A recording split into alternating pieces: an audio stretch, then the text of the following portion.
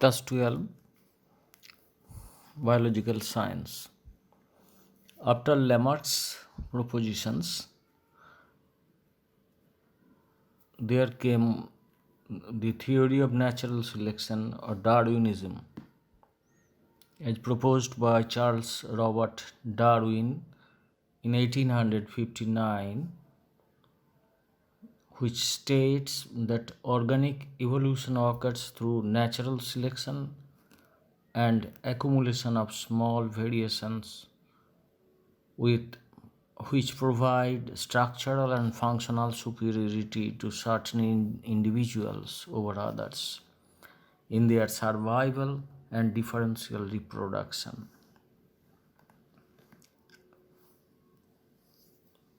তাহলে কিছু জীবের মধ্যে আমি একই সঙ্গে বাংলা এবং ইংরেজি মিডিয়ামের ছাত্রদের জন্য এই ক্লাসটা নিচ্ছি। ন্যাচারালি আমাকে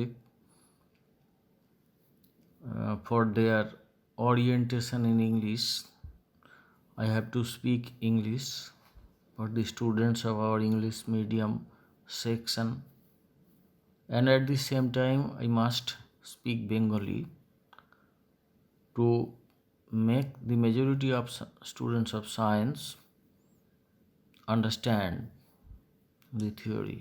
However, evolution, biological evolution or organic evolution, whatever may be called, এটা ন্যাচারাল সিলেকশন এবং অ্যাকুমুলেশন অফ স্মল ভ্যারিয়েশনস, ছোটো ছোটো ভেদ দেখা দিচ্ছে জীবের মধ্যে, এবং যেটা তার শারীরিক গঠনগত বা ফিজিওলজিক্যাল বা ফাংশনাল সুপিরিয়রিটি মানে উৎকর্ষ প্রদান করে কোনো ইন্ডিভিজুয়ালকে, তার ফলে সে প্রকৃতিতে টিকে যায়। That is called natural selection. Charles Darwin, full name Charles Robert Darwin. তোমরা হয়তো জানো যে ডারউইনের দাদুও একজন বড় সায়েন্টিস্ট ছিলেন। তো চার্লস রবার্ট ডারউইন তিনি HMS বিগল বলে একটা জাহাজে চড়ে এই প্রকৃতিবিদ তিনি বহু জায়গায় ঘুরেছিলেন। Australia, South America, southern tip of Africa, এছাড়া অনেকগুলো দ্বীপ বা দ্বীপপুঞ্জে তিনি গিয়েছিলেন। এবং তার এই অবজারভেশনস যা তিনি পর্যবেক্ষণ করেছিলেন তা a naturalist voyage around the world বলে একটা বইয়ের মধ্যে লিখে রেখেছিলেন। তিনি গ্যালাপাগোস দ্বীপপুঞ্জে গিয়েছিলেন, তোমরা আগে এই ক্লাসেই শুনেছ, যেখানে তিনি ফিঞ্চ পাখি পেয়েছিলেন 13টা প্রজাতির, যেগুলো তার নিকটবর্তী যে মেনল্যান্ড তার থেকে তাদের সাইজ, তাদের ঠোঁটের গঠন, তাদের খাদ্য গ্রহণের স্বভাব বা ফুড হ্যাবিটস, এসবের ভিত্তিতে তারা আলাদা হয়েছে, ভিন্ন প্রজাতি হয়ে গেছে মেনল্যান্ডের ফিঞ্চ পাখি থেকে। যাই হোক,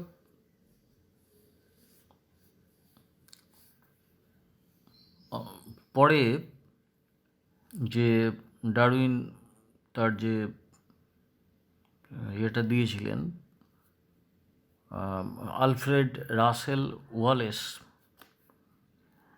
তিনিও প্রায় সমকালীন পিরিয়ডে,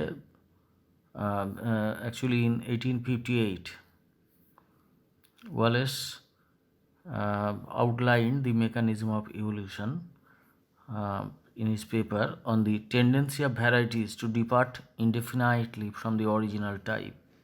বিভিন্ন জীবের যে তার মানে জনিত্রী বংশ থেকে ভিন্ন হয়ে যাওয়ার প্রবণতা চিরকালের জন্য, এই বই তিনি প্রকাশ করেছিলেন।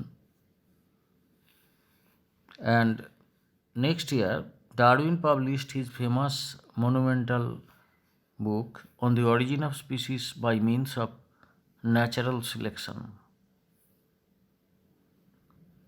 On 24th November 1859. This book is popularly titled Origin of Species. It contains the details of his theory of evolution and evidences in support of the evolution. We can summarize his observations and propositions in the following way. He observed that living beings have a high biotic potential or reproductive potential. Their number can grow in geometrical ratio.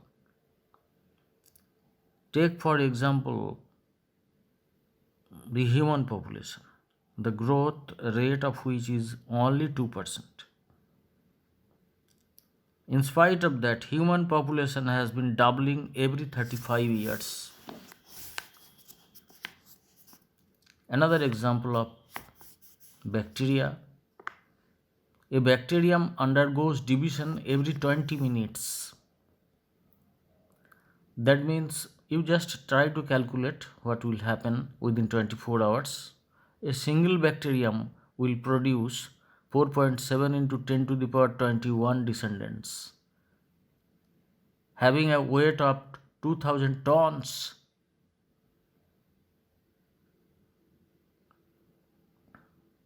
English sparrow,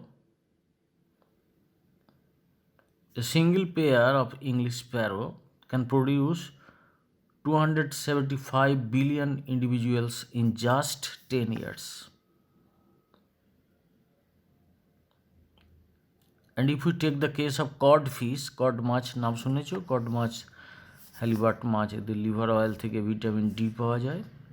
A codfish produces 1 million eggs in 1 year, মানে বছরে 10 লাখ ডিম পাড়ে। And if all the eggs hatch, প্রতিটা ডিম থেকে যদি বাচ্চা বেরিয়ে আসে বেঁচে থাকে, within 5 years the descendants of a single fish will have a volume that would fill the entire Atlantic Ocean.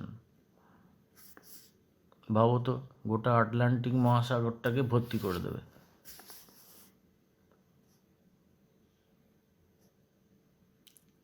এরপরে যদি আমরা oyster মানে এর কথা ধরি, ঝিনুকের কথা, that lays, an oyster lays 60 to 80 million eggs in a single spawning. If all of them hatch, in 5 generations the oyster mass will be 8 times the volume of Earth.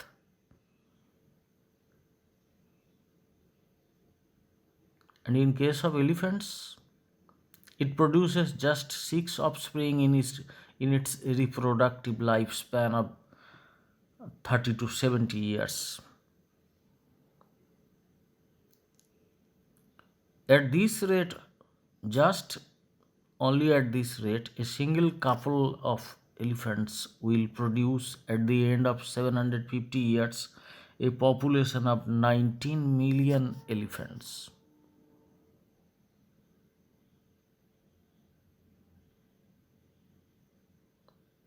That means there is a prodigality of production among the living beings, but in spite of that, the earth has not been filled with such animals. Their number remains limited. Why? Because of limited food and space. The space that is provided to us by the Mother Earth to live in is not unlimited. So is the availability of food. That means each ecosystem has a limited carrying capacity for its different members.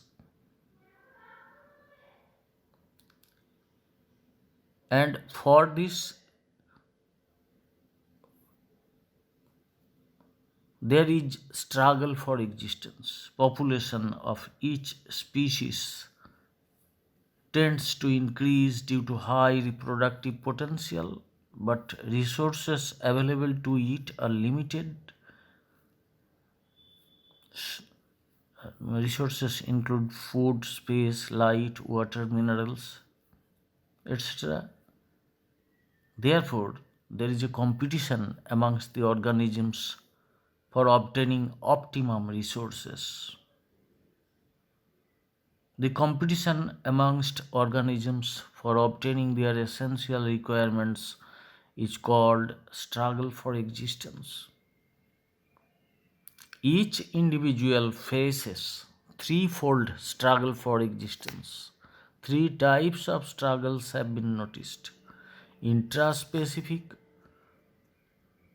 struggle, that is the competition amongst members of the same species for obtaining optimum amounts of their requirement of food, shelter, mate, water, light, etc. It is the keenest struggle because individuals of the same species have similar requirements and similar types of characteristics. An extreme example of intraspecific struggle is cannibalism.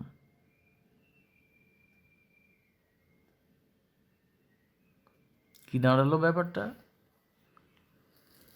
ফুডের জন্যে, শেল্টারের জন্যে, আমি simple example দিচ্ছি যে তোমাদের মানে মধ্যে 10 জন ছেলে একসঙ্গে ঘোরাফেরা করো, 10 জন ছাত্র একই ক্লাসে পড়ো, একই জায়গায় হয়তো টিউশন যাও, খেলতে যাও, তোমাদের খুব ভাব, দিয়ে বাড়ি ফিরছো একদিন গ্রীষ্মের বিকালে, ঝড় বৃষ্টি আরম্ভ হয়ে গেল, প্রবল ঝড় আর প্রবল শিলাবৃষ্টি, বৃষ্টি।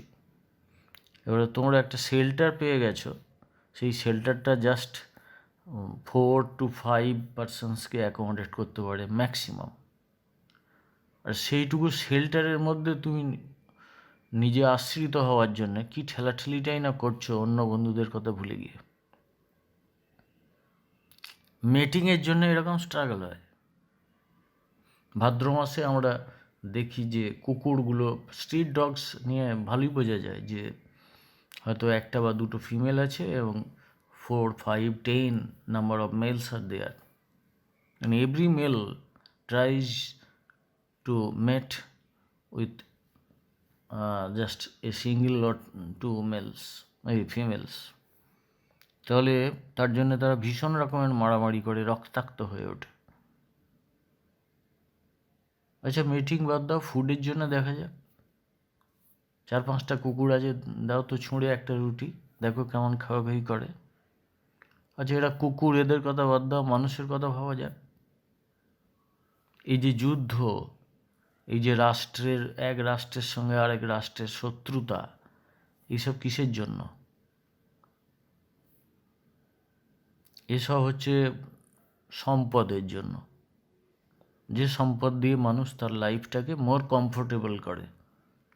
তাহলে there is struggle for existence, struggle in different forms, and the struggle may be intraspecific, which I mentioned just now. It also may be interspecific. That means competition between members of different species. তুমি আর তোমার পেটে থাকা একটা বা একাধিক কৃমি, তুমি খাচ্ছ আর তারা সারাংশটা নিয়ে নিচ্ছে, তার ফলে তুমি রোগা হয়ে যাচ্ছ, নানা রোগে ভুগছ। তারপরে তুমি কী করলে? যখন ডিটেক্টেড হলো তখন তুমি একটা ট্যাবলেট খেলে,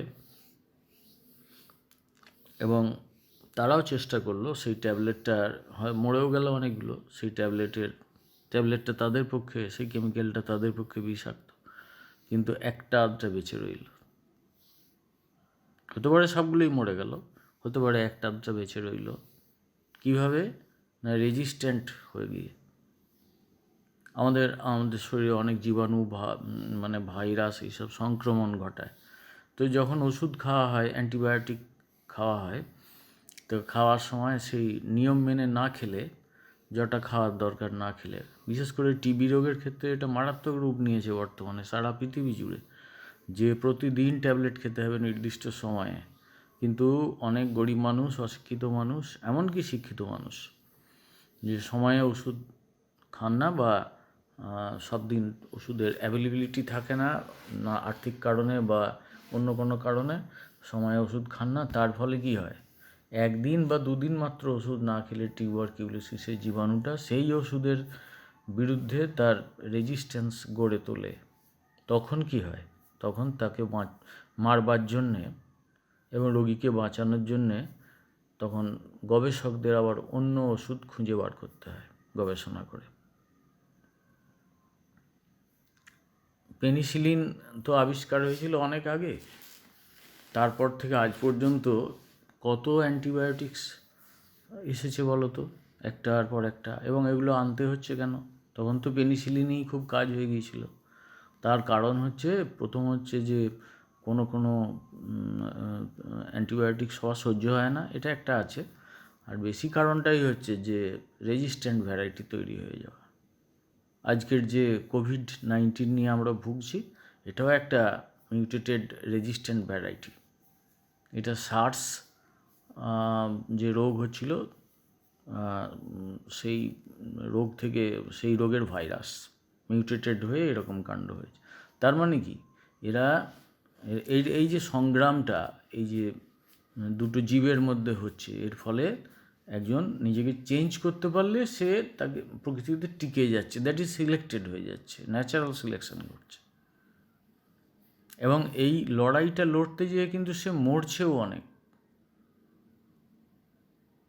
আরেকটা এক্সাম্পল দিলে বুঝতে পারবে যে এই ইন্টারস্পেসিফিক কথাটা আমি বললাম, যে হরিণ আর বাঘের সম্পর্ক বনের মধ্যে, হ্যাঁ, প্রে আর প্রিডেটারের রিলেশনশিপ, সেখানে হরিণগুলো কি সব মরে গেছে? তা নয়।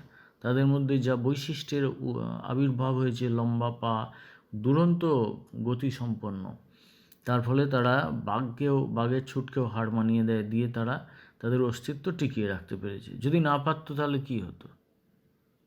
তাহলে শেষ হয়ে যেত। যাই হোক, ইন্টারস্পেসিফিক স্ট্রাগল আছে। আর আগেই বললাম যে ইন্ট্রাস্পেসিফিক স্ট্রাগল আছে নিজেদের মধ্যে, একই স্পিসিসের নিজেদের ইন্ডিভিজুয়ালগুলোর মধ্যে স্ট্রাগল আছে। ইন্টারস্পেসিফিক মানে ভিন্ন ভিন্ন প্রজাতির মধ্যে স্ট্রাগল আছে। Then environmental struggle, this is the struggle between various organisms and the extreme factors of environment like famine, drought, excessive rainfall, floods, landslides, earthquakes, extremes of temperature, low temperature or high temperature, etc. It sometimes eliminates a large number of organisms.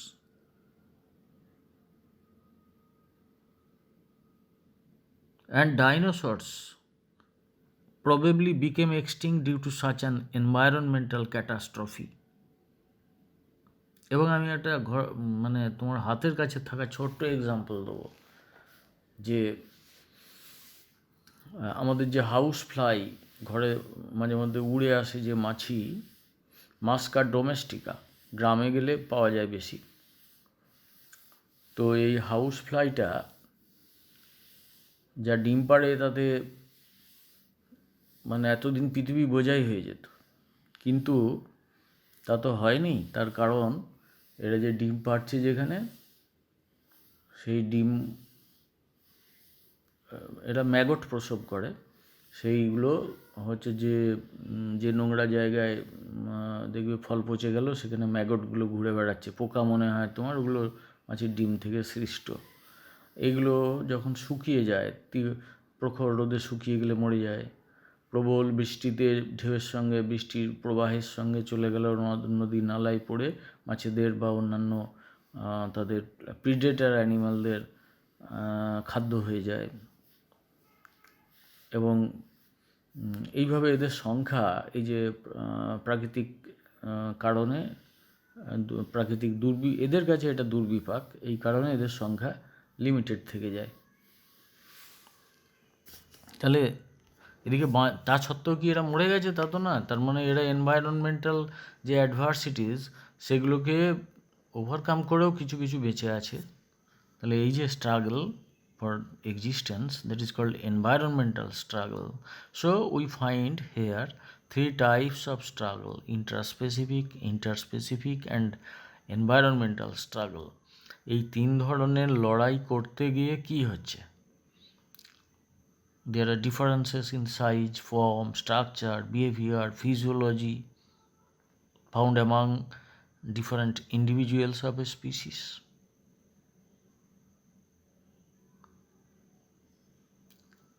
কেবলমাত্র যেগুলো monozygotic twin, মানে একটা zygote ভেঙে জোড়া বাচ্চা হচ্ছে, যেসব সন্তান হচ্ছে মানুষের ক্ষেত্রে বলছি, তারা জেনেটিক্যালি সিমিলার, কিন্তু তাদেরকেও জেনেটিক্যালি সিমিলার হওয়া সত্ত্বেও তাদেরকে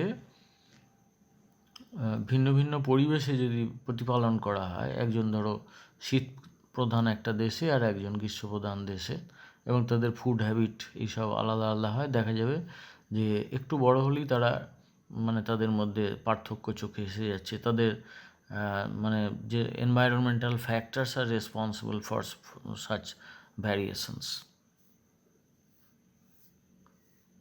এবং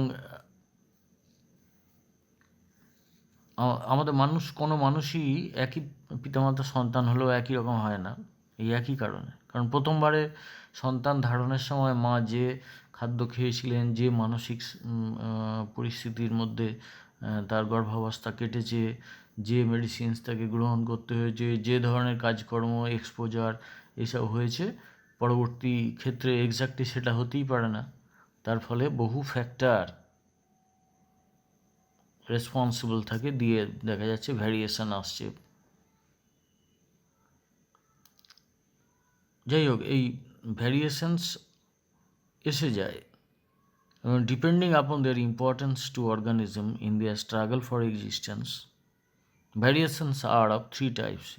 Some variations are useful variations, some are neutral, neither useful nor harmful, and some variations are harmful.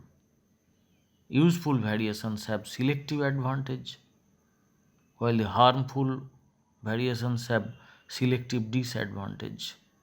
Selective মানে কে ফিট হবে, ফিটেস্ট হবে কে। Each generation produces a large number of offspring, একটু বললাম এখুনি, but only a few ones survive while the remaining are eliminated. It is because the younger individuals are not only to compete amongst themselves but also their parents for obtaining their basic necessities. Only those individuals survive which are at selective advantage due to the presence of useful variations. The latter keep them fit, strong, and capable of obtaining their requirements at the cost of others. The older, weak, and infirm individuals are allowed to die an automatic death. Nature thus keeps the individuals of each species always fit in the struggle for existence. This is called natural selection by Darwin, and Herbert Spencer termed it as the survival of the fittest. Actually, the term fitness means reproductive fitness, because the better fit in the struggle for existence will survive and leave more progeny than others. Natural selection is operating at all the times. এই বনের মধ্যে যে তৃণভোজী প্রাণীরা আছে, কোন প্রাণীটাকে খেতে পারবে? বাঘ, শেয়াল, এই ধরনের প্রাণীরা, বন্য কুকুর। যে ছুটতে পারবে না, এই ডিউরিং প্রলংড ড্রাউট, দীর্ঘ খরা যদি হয়, কোন প্ল্যান্টগুলো সারভাইভ করবে? যাদের বাষ্পমোচন কম হবে, which transpire less and are able to absorb water from the deeper layers of the soil.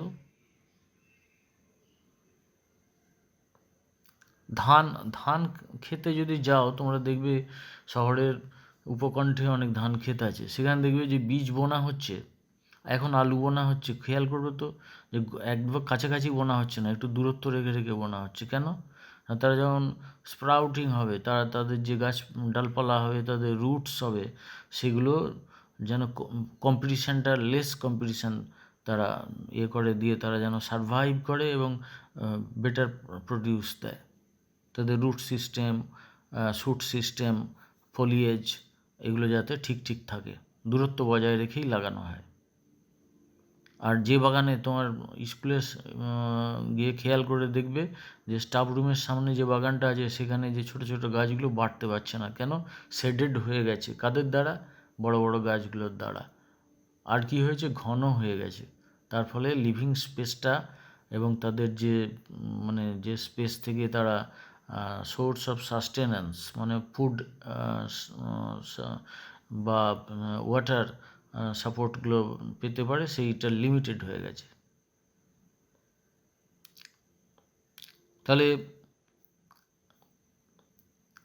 the surviving individuals selected by nature are the ones which will survive, those will survive which are the fittest and possess the maximum number of useful variations. They interbreed and pass on these useful variations to their progeny. Again, the progeny will further show variations of three types.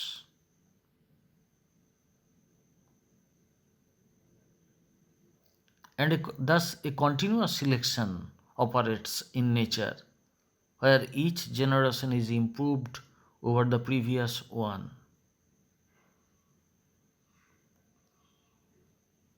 So this is called natural selection. Now come to the point of formation of new species. There is a continuous selection and piling up of useful variations.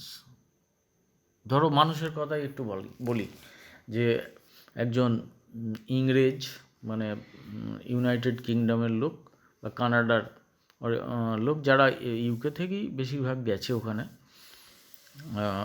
এবং একজন Indian বা একজন African. Skin colour দেখো, skin complexion, Chinese, বাঙালি, উত্তর ভারতের যারা খাঁটি আর্য, উড়িষ্যার খাঁটি আর্য, যে স্কিন কমপ্লেক্সনে এবং বডি গঠনের ভ্যারিয়েশন আছে বিভিন্ন এনভায়রনমেন্টে থাকার জন্য, বিভিন্ন ফুড হ্যাবিটের জন্য এসব হয়েছে। তো এই যে ভ্যারিয়েশনগুলো অ্যাকুমুলেট করছে, তো ইন্ডিভিজুয়ালের মধ্যে অ্যাকুমুলেট করছে, কিছু কিছু তার পরবর্তী প্রজেনিতে চলে যাচ্ছে। এইসব যেতে যেতে একটা সময় এখনও কিন্তু একজন ইংলিশ পার্সন আর একজন ইন্ডিয়ানকে স্পাউস হিসেবে যদি গ্রহণ করে, বিয়ে করে, তাহলে দে প্রডিউস ফার্টাইল অফস্প্রিংস। তাদের যে সন্তান হবে সে প্রজননক্ষম সন্তান হয়। এটাই হচ্ছে স্পিসিসের বৈশিষ্ট্য। জিন পুলটা শেয়ার করে, তার জিন ভান্ডার, আমার জিন ভান্ডার একটাই জিন ভান্ডার তৈরি করে, হিউম্যান জিন পুল। এই জিন পুলটার মধ্যে ইন্টারব্রিডিং চলতে থাকে। কতক্ষণ চলবে? ভ্যারিয়েশনস হতে হতে যদি এমন একটা সময় পৌঁছায় যে এতটাই ভ্যারিড হয়ে গেল যে আর ইন্টারব্রিডিং হয় না, যদি বা হয় তারা ফার্টাইল অফস্প্রিং প্রডিউস করে না, তখন তারা কী হবে? দুটো আলাদা স্পিসিস হয়ে যাবে। এইভাবেই নতুন স্পিসিস আসে। However, formation of new species is not so straight because environment does not remain stable, and it has so many varieties. There are so many varieties of environment. There are so many surviving individuals in those varied environment pairs, that new sets of variations become established, and it changes the course of evolution, forming newer species of different kind. Evidences. Now let us discuss some evidences. যে আমরা variation নিয়ে বলেছি, কোনো দুটো individual similar হয় না, এবং তারপরে অ্যাডাপ্টেশনের কথা, যে ইন্টারস্পেসিফিক এবং এনভায়রনমেন্টাল যে স্ট্রেসেস, সেগুলোকে ওভারকাম করার জন্যে অনেক রকমের পরিবর্তন ঘটে। সেই পরিবর্তনগুলো তাদেরকে আরও সুপিরিয়ার করতে পারে। যেমন ধরো যে কিছু প্রাণীর আমরা মিমিক্রি দেখতে পাই, the resemblance of an organism with another organism or with the natural surroundings, by which it can derive benefit by deceiving its predator or prey. তোমরা দেখেছো প্রেয়িং ম্যান্টিস এই বর্ষাকালে শরৎকালে আসে গঙ্গা ফড়িংয়ের মতো দেখতে, হাত দুটো মনে হচ্ছে সামনের দিকে, অগ্রপদটা মনে হচ্ছে জোড়া হয়ে আছে, ম্যান্টিস বলে, প্রেয়িং ম্যান্টিস। লিফ ইনসেক্ট, গাছের উপর বলকলের উপর বসে আছে। এদের প্রেয়িং ম্যান্টিসটা সবুজ গাছের উপর থাকে, এমনভাবে তাকে চিনতে পারা যায় না, তার খাদক প্রাণী তাকে বুঝতে পারে না বলে শিকার করতে পারে না। লিফ ইনসেক্ট, গাছের গ্রেইস যে কাণ্ড, সেখানে এমনভাবে লেগে থাকে যে তাকে চেনা কষ্টকর। এইভাবে এরা তাদের যে প্রিডেটার তাদের কাছ থেকে বেঁচে যায়। তাছাড়া ফসিল হিস্ট্রি আছে, সেখান থেকে আমরা জানতে পারি যে regularly new organisms evolved and the older ones became extinct.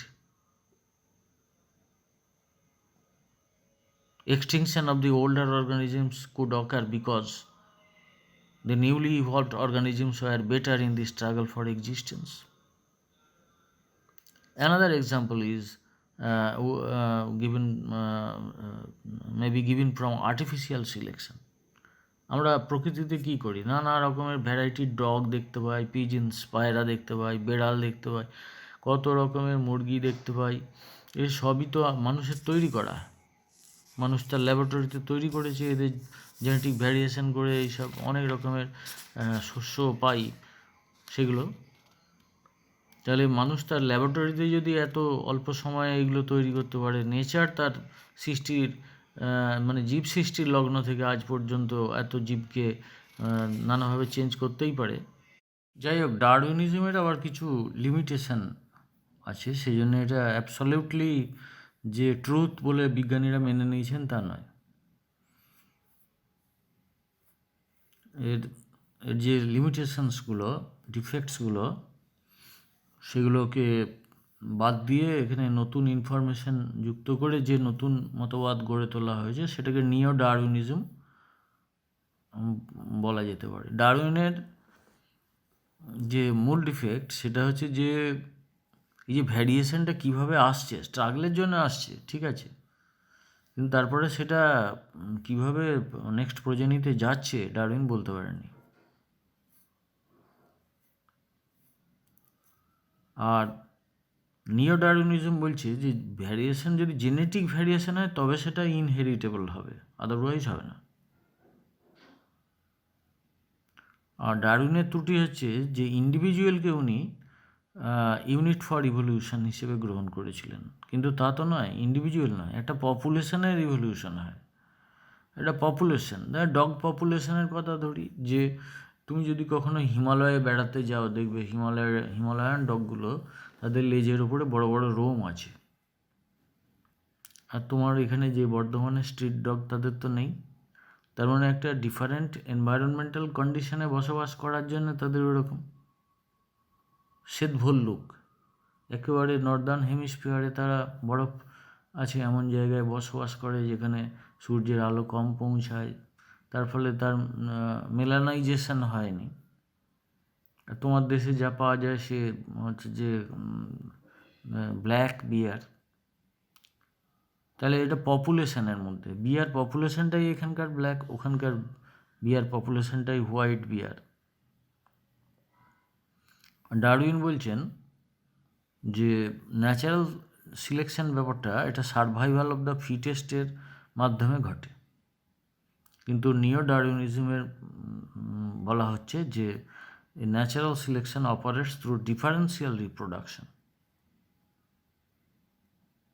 এবং ডারউইনিজমে যে আইসোলেশনের একটা বড়, ডারউইন দেখলেন যে ফিঞ্চগুলো আইসোলেটেড হয়ে আছে বলে তাদের আলাদা আলাদা বৈশিষ্ট্য সম্পন্ন, কিন্তু আইসোলেশনের গুরুত্বটা দেননি। আর নিও ডারউইনিজমে কিন্তু আইসোলেশন হচ্ছে pre requisite for formation of new species.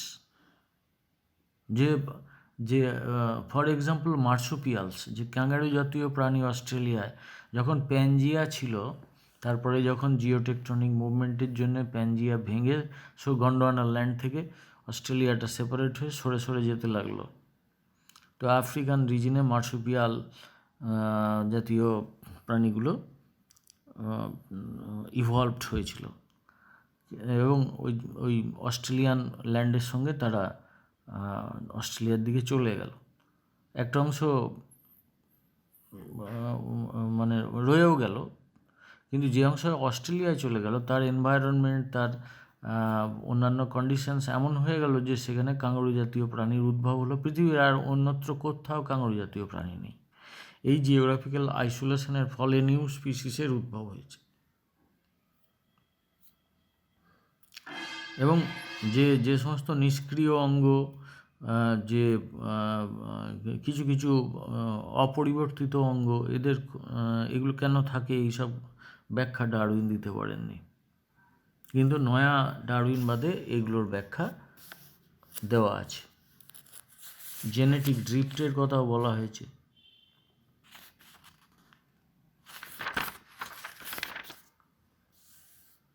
Then came the mutation theory of evolution as proposed by Hugo de Vries in 1901 in his book The Mutation Theory. According to this theory, evolution is a jerky, sudden and discontinuous process which is caused by the appearance of sudden, discontinuous, inheritable genetic variations, saltations, লাফিয়ে লাফিয়ে change হচ্ছে জিনের মধ্যে, আর mutations. তখন উনি জিন কথাটা অত জানতেন না। Mutations that attain full constancy at once and give rise to new elementary species. Mutations are thus the raw materials of evolution. তোমাকে বলা হলো মানে মাঠে ঘাটে তোমাকে কাজ করতে হবে, তুমি ফর্সা মানুষ, দিন কতক মাঠে কাজ করলে তোমার খানিকটা ভ্যারিয়েশন এলো, এনভায়রনমেন্টাল কন্ডিশনকে তুমি মোকাবিলা করার জন্য তোমার স্কিনটা খানিকটা মেলানিক হয়ে গেল, so that less amount of ultraviolet rays can enter into your skin. তুমি এখানটা কালচে রং হয়ে গেল, তোমার ট্যান্ড কালার হয়ে গেল। তাহলে এই যে এনভায়রনমেন্টের সঙ্গে স্ট্রাগল করতে গিয়ে তোমার এটা হলো, কিন্তু পরে দেখা যাচ্ছে সেই তুমি আবার দিন কত ঘরের মধ্যে থাকলে তোমার সেই ক্যারেক্টারটা লস্ট হয়ে যাবে, তুমি আবার ফর্সা হয়ে যাবে। এবং এমন নয় যে মানে তোমার সন্তানের মধ্যে ওই ক্যারেক্টারটা চলে যাবে, এটা হতেই পারে না। কিন্তু তাহলে মিউটেশন হতে হবে, এটাই হচ্ছে র ম্যাটেরিয়াল অফ ইভলিউশন। যে চেঞ্জটা হবে সেটা জেনেটিক চেঞ্জ হতে হবে। এই মিউটেশন হতে পারে প্রোগ্রেসিভ মিউটেশন, ডিগ্রেসিভ মিউটেশন আর ইনকনস্ট্যান্ট মিউটেশন।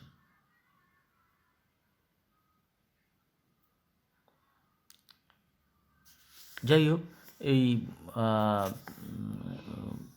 বিভিন্ন রকমের যে মিউটেশনস, এর ফলে জীবের মধ্যে ভ্যারিয়েশনস আসে। Mutations are causes of formation of different alleles. Therefore, they are the sources of all variations. Natural mutations are there. Some induced mutations also are there. A number of varieties, past as well as present, have developed through mutations. The first recorded mutation was Ancon sheep, which appeared suddenly in the herd of Set Wright of Massachusetts in 1791.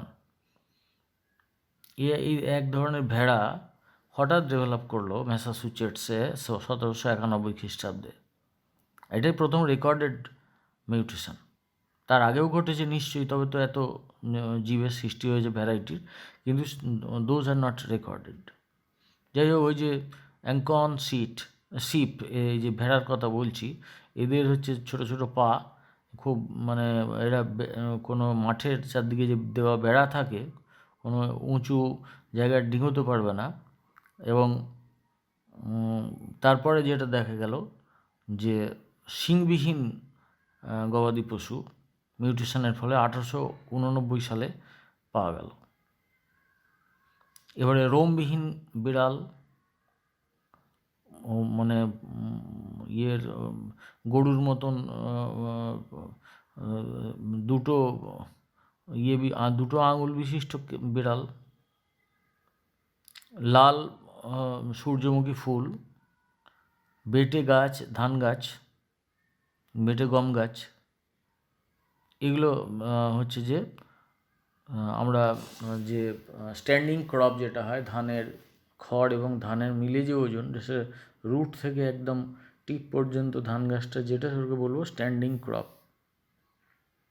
ওর থেকে আগেকার দিনে আমরা দেখেছি ছোটোবেলায় যে 1 বিঘা জমিতে হয়তো 6 বস্তা ধান হতো, এখন 1 বিঘা জমিতে 18 বস্তা ধান হয়। এটা কী করে হচ্ছে না, ধানের সাইজটা, ধান গাছের হাইটটাকে কমিয়ে দেওয়া হয়েছে জেনেটিক ম্যানিপুলেশন করে, এবং তার ফলে তার যে ওয়েটটা ওখানে কমেছে। স্ট্যান্ডিং ক্রপ আমি বলেছি, রুট থেকে একদম টিপ পর্যন্ত টোটাল ওজনটা স্ট্যান্ডিং ক্রপের ওজন বলা হবে। সেইটা যদি খড় অংশটা কমিয়ে দেওয়া হয়, তাহলে তার ফলনের জায়গাটা, যে ধান শীষ যেখানে ধান হবে সেই অংশটা বেশি হবে, ন্যাচারালি ফলন বেশি হবে। এইটা হচ্ছে আর্টিফিশিয়ালি মানুষ এ ধরনের করেছে। Dwarf rice, dwarf wheat, so many crops have been produced. Evening primrose, Oenothera lamarckiana, এটা অ্যাবনর্মাল প্ল্যান্ট, এর ক্রোমোজোমাল অ্যাবারেশনস আছে এবং এতে নানা রকমের মিউটেশনস উনি লক্ষ্য করেছিলেন। আর আমরা কিছু কিছু মিউটেশন নিজেরাও দেখি, যে কোনো লোক একদম মানে ইউরোপিয়ানদের মতো ফর্সা হয়ে গেছে, মানে অ্যালবাইনো, তাদের চোখের পাতাগুলো পর্যন্ত সোনালি পাড়া, চোখ পিটপিট করেন, তারা অ্যালবাইনিক হয়ে গেছেন। তো এই যে সাদা বাঘ যেটাকে বলি, ওটা একটা অ্যালবাইনো, বাঘেরই একটা অ্যালবাইনিক ভ্যারাইটি।